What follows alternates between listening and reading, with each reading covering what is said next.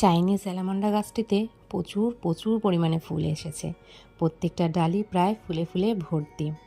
আর আমি যে নয়নতারা হাইব্রিড নয়নতারা গাছগুলি চারা করার জন্য বসেছিলাম, সেগুলো খুব সুন্দরভাবে চারাও হয়ে গিয়েছে।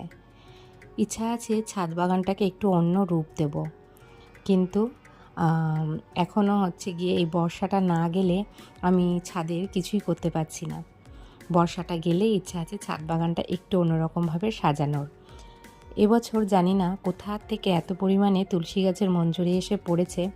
আমার ছাদে কিন্তু কোনো তুলসী গাছ ছিল না, একটাও ছিল না। একটা লাল তুলসী গাছ বাবা কোথার থেকে এসে বসিয়েছিল। তারপর থেকে ছাদের প্রায় প্রত্যেকটা টবেই যেরকম নয়নতারা, সেরকম প্রত্যেকটা টবের মধ্যেই তুলসী গাছ। এমন একটা টবও নেই যেটার মধ্যে হচ্ছে কি তুলসী গাছ নেই। তো এখন অতিরিক্ত বর্ষার জন্য আমি গাছগুলিকে কিছুই করতে পারছি না। ইচ্ছা আছে সব গাছগুলোকে তুলে একটা ভালো বড় জায়গায়, সুন্দর জায়গায় দেওয়ার।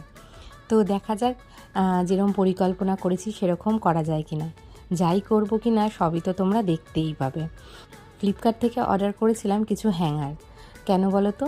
ছেলেমেয়েগুলো সব বড় হচ্ছে আর ওদেরও এখন জায়গার দরকার। এবার যেহেতু আলমারি আর ওয়ার্ড্রোব বা শোকেস যাই আছে না কেন সবই লিমিটেড আমাদের মতন, কিন্তু এখন ওদেরকেও তো জায়গা করে দিতে হবে। তাই পুরাতন কিছু জায়গা ছেড়ে দিচ্ছে নতুনের জন্য। আর এই নতুনকে জায়গা ছেড়ে দিতে গিয়ে একটা জায়গা যেমন গোছানো হচ্ছে, আর একটা জায়গা অগোছালো হয়ে যাচ্ছে। তো এই জায়গাটায় তোমরা দেখতে পাচ্ছ সব প্রায় গুজে গুজে রাখা রয়েছে। আর আমার পুকুসোনা আস্তে আস্তে বড় হচ্ছে, আর কেমন পাকা পাকা কথা শিখেছে তোমাদের সঙ্গে সেই ভিডিওটাও শেয়ার করব। টাটা।